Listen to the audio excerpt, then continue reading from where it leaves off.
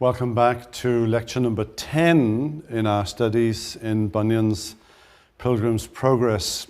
Last time we saw the valiant, faithful's martyrdom, and then that beautiful description that Bunyan gives of a chariot and horses, reminiscent, of course, of Elijah, and that he's taken up to the nearest gate to the celestial city, and the sort of vindication of God to this faithful servant called Faithful.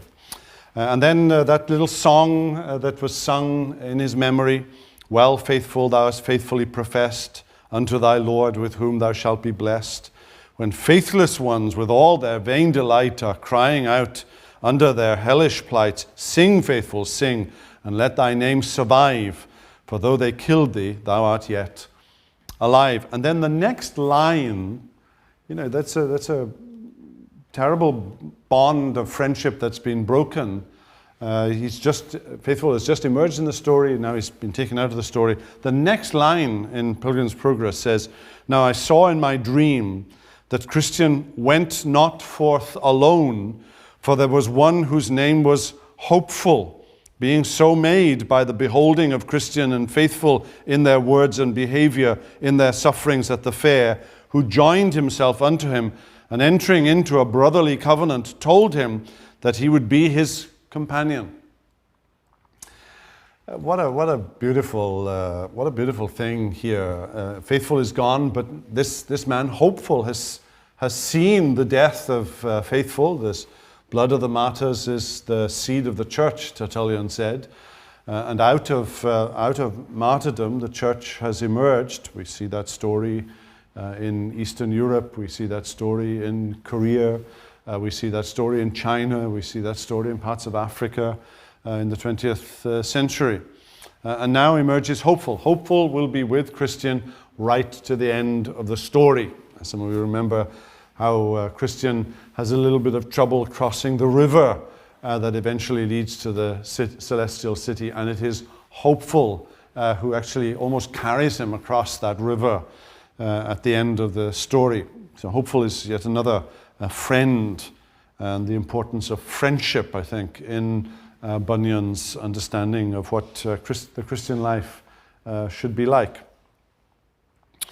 Now, Hopeful then has been converted through the valiant testimony of Faithful, in particular in vanity.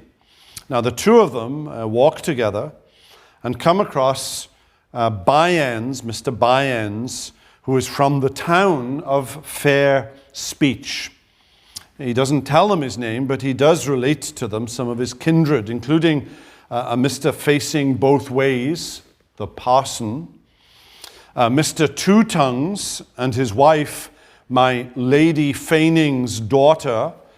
That's, I think, Bunyan cocking a snook a little at the aristocracy. Bunyan was decidedly blue-collar, I think, and his politics, some of Bunyan's great interpreters in the 20th century have been of communist persuasion in political history for entirely different reasons, you understand, but he is, in the bourgeoisie versus the proletariat.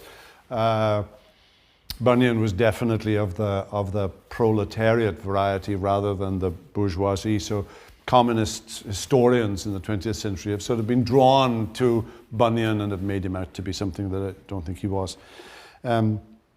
Byans tells Christian now and Hopeful, tells them eventually that this is not his real name, but a name given to him by someone who did not like him, and he wants to go with Christian and Hopeful, but cannot leave his old principles, since they are harmless and profitable.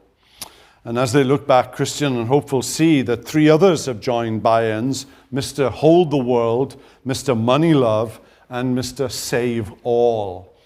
Bunyan had a thing about preachers who preached that everybody would be saved in whatever way they thought. So Universalists were alive and well, of course, in the 17th century, and here's one called Mr. Save All. Now, it all sounds like a conversation about health and wealth as you overhear the conversation between Byens and Mr. Moneylove and Save All and Hold the World. And eventually they drift out of the story. Hopeful and Christian now pass through a narrow plain called Ease, with its little hill called Lucre. Lucre was a 16th, 17th century word for money. Hence the King James talks about filthy lucre, meaning the love of money.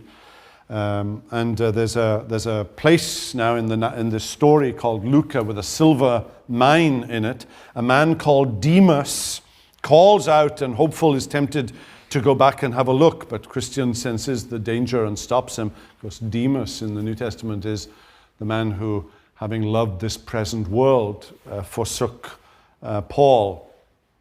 On the highway, Christian and Hopeful come across a statue of a woman with the inscription, "Remember Lot's wife." There's a discussion about the dangers of covetousness. Next, they come to a river where the two stop and take a drink. On either side are meadows and pasture and leaves that are good for medicine.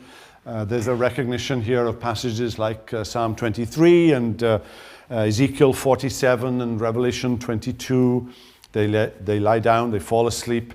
Actually, they spend several days there. And then they go on, and the road becomes considerably more difficult. And on their left is a meadow called Bypath Meadow. And there is a parallel path on either side of the fence. And because Christian and Hopeful are discouraged, they step over the fence and they join this path. Hopeful is somewhat suspicious, but Christian prevails. The path, of course, leads them into trouble. They meet a man called Vain Confidence, who says he is on his way to the celestial city, but that evening they hear him fall into a deep pit. A storm gathers. There's thunder, there's lightning. They are nearly drowned by the rising rainwater. Christian asks for Hopeful's forgiveness for having taken him thus out of the way. They come across a shelter. They fall into a deep sleep.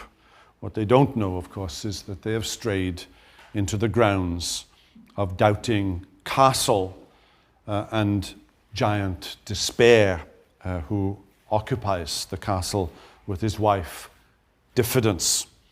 And Giant Despair discovers them asleep in this shelter, and they take them captive. They're locked in a dungeon of the castle without food and without water and without light. Now, Bunyan is describing events, I think, in his own life here from Grace Abounding. Days of darkness, darkness of the soul. Bunyan experienced days of great depression, days when the light of God's countenance seemed to have been altogether taken from him. Perhaps in the background here are words from Psalm 88. If you're not familiar with Psalm 88, don't make the mistake of saying it's your favorite psalm. There is no light in Psalm 88. It ends with the words, "Darkness is my only friend." That's a dark place to be, where darkness is your only friend. It's one of those psalms that you're glad that it's there. It's like knowing that if the aeroplane at 30,000 feet is going to descend into the ocean, that your seat can be used as a flotation device. I'm not sure how reassuring that is when you're heading to that sea at 500 or 600 miles an hour. It's probably you're going home to be with Jesus time. Well, Psalm 88, darkness is my only friend. And this is a very, very dark place. You think you've seen it all in Pilgrim's Progress, and you've been in the Valley of the Shadow of Death, which was a pretty dark place, and you've been in Vanity Fair, which was a dark place, and now you're coming to perhaps an even darker place, the dungeon of the castle of Giant Despair. Now we're told by Bunyan that they're in this dungeon from Wednesday morning until Saturday night. And perhaps what he is alluding to is the last days of Jesus, from the moment of his betrayal from Gethsemane and through his trial and into the Friday and his death and his burial and Saturday night. And he's, of course, raised on the Sunday. And perhaps there's an allusion here that this darkness is a darkness that our Savior has known and redeemed. That's a wonderful thing for Christians who experience great darkness, who experience depression for whatever reason, and they find themselves in Psalm 88. They find themselves in a place where darkness is my only friend. And Bunyan is sort of alluding here that Jesus has been here too. He's known what it is to be without a friend and to be surrounded by darkness, that the sun eventually refuses to shine upon him on the cross. Now, let's get back to the allegory. Giant Despair has a wife. She's called Diffidence, which in the 17th century would mean suspicion or distrust. She urges Giant Despair, her husband, to beat Christian and Hopeful, to torture them, in effect, and to do so mercilessly. And then something quite unexpected happens. And if you've not read Pilgrim's Progress carefully, or you've not read it recently, you're just not expecting this. Giant Despair urges Christian and Hopeful to end their lives, to commit suicide. This is Bunyan. Bunyan is a pastor.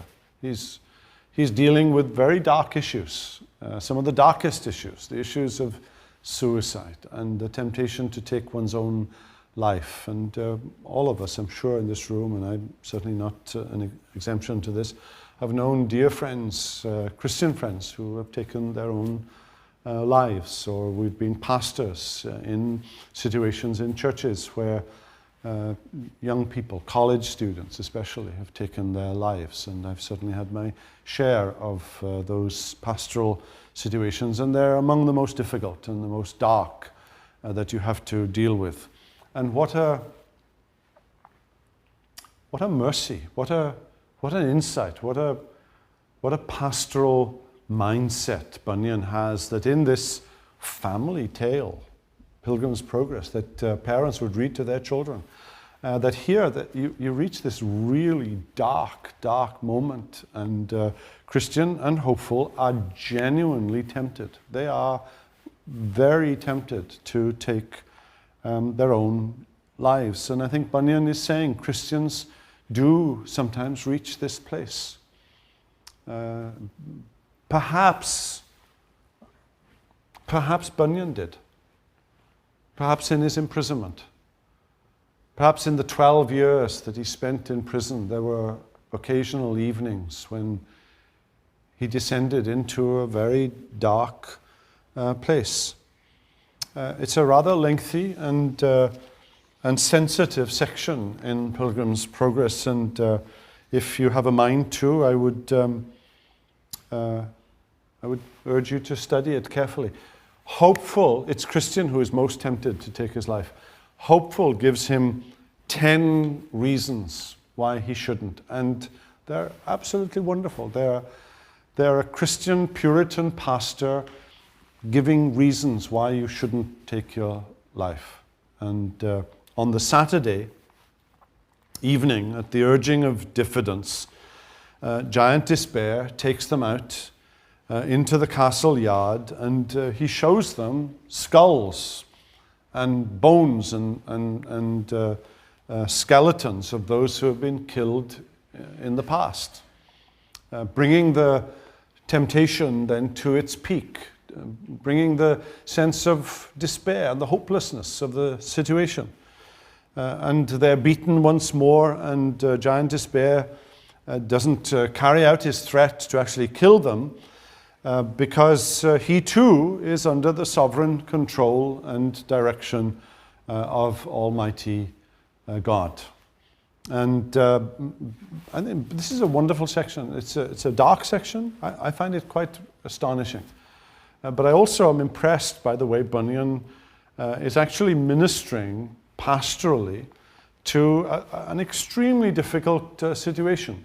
And he knows this is a family story. It's meant for parents to read to their children. And this book will become the most read book in Christian homes, and for probably 200 years.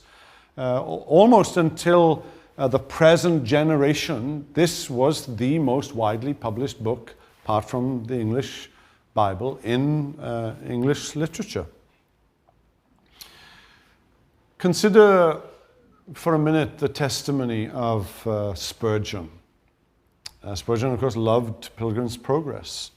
Often cites from it, almost take a sermon at random from the Metropolitan Tabernacle, and you'll see Spurgeon's love for Pilgrim's Progress. Spurgeon tells us of a time in his autobiography. A man comes to the service. This is when they were in the Surrey Gardens rather than the Metropolitan Tabernacle. And a man who came to the service, and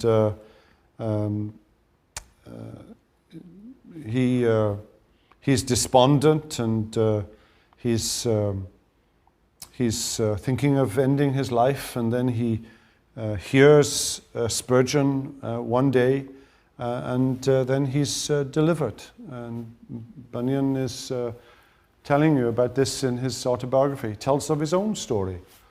When there was a fire in the church, in Spurgeon's church, somebody in the balcony cries out, "Fire!" It's a hoax.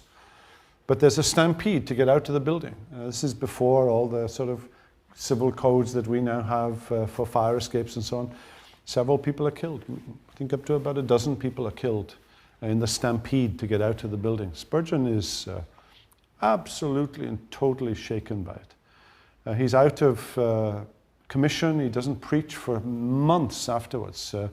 He is urged to go to the south of France to this house that somebody loans him to recuperate. He is in the depths of depression because of this incident that he experiences. Well, on the Saturday night, about midnight, Christian and Hopeful begin to pray. And I thought I would read part of the story to you of the way in which this tale is now told, as Bunyan himself tells it in Pilgrim's Progress. Towards evening, the giant goes down into the dungeon again to see if the prisoners had taken his counsel to end their lives. But when he came there, he found them alive, and truly alive was all. For now, what for want of bread and water, and by reason of the wounds they received when he beat them, they could do little but breathe. But I say he found them alive, at which he fell into a grievous rage and told them that seeing they hadn't obeyed his counsel, it should be worse with them than if they had never been born. At this they trembled greatly, and I think that Christian fell into a swoon. But coming a little to himself again, they renewed their discourse about the giant's counsel, and whether yet they had best take it or no. Now Christian again seemed to be for doing it, but Hopeful made his second reply, and so on. He describes now these 10 reasons why he shouldn't take his life. On the Saturday night, about midnight, they began to pray and continued in prayer till almost break of day. Now, a little before it was day, good Christian, as one half amazed, brake out in his passionate speech. "What a fool," quoth he, "am I, thus to lie in a stinking dungeon, when I may as well walk at liberty? I have a key in my bosom called promise, that will, I am persuaded, open any lock in Doubting Castle." Then said Hopeful, "That's good news, good brother, pluck it out of thy bosom and try. Then Christian pulled it out of his bosom and began to try at the dungeon door, whose bolt, as he turned the key, gave back, and the door flew open with ease, and Christian and Hopeful both came out. Then he went to the outward door that leads into the castle yard, and with his key opened that door also. After he went to the iron gate, for that must be opened too. But that lock went damnable hard, yet the key did open it. Then they thrust open the gate to make their escape with speed. But that gate, as it opened, made such a cracking that it waked Giant Despair, who hastily rising to pursue the prisoners, felt in his limbs to fail, for his fits took him again, so that he could by no means go after them. Then they went on and came to the king's highway, and so were safe, because they were out of his jurisdiction. Now, when they were gone over the stile, they began to contrive with themselves what they should do at that stile to prevent those that shall come after them from falling into the hands of Giant Despair. So they consented to erect there a pillar, and to engrave upon the side thereof this sentence: over this stile is the way to Doubting Castle, which is kept by Giant Despair, who despiseth the king of the celestial country, and seeks to destroy the holy pilgrims. Many, therefore, that followed after read what was written and escaped the danger.